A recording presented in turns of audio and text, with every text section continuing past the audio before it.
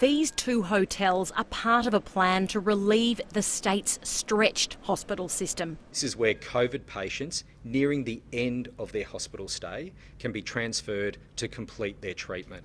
While intensive care admissions in Victoria remain relatively stable, the number of COVID patients in hospital continues to climb to 976.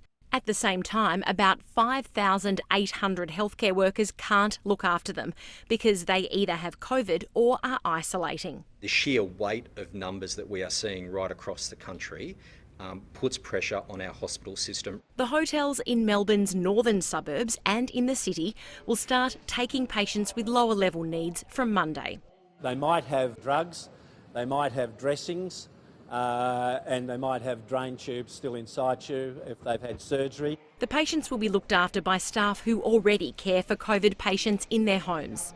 And those teams will be able to work much more efficiently than they would normally by not having to move between patients' homes.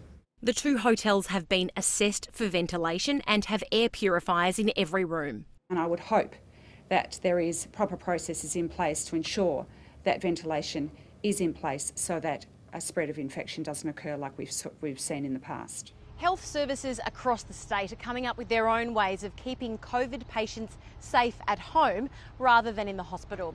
And the Health Department is developing a statewide emergency plan to do things like bring staff back from leave like they would during a bushfire.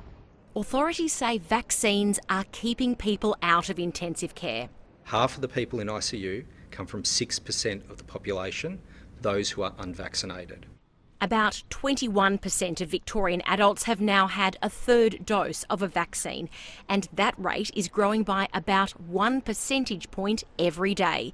Margaret Paul, ABC News, Melbourne.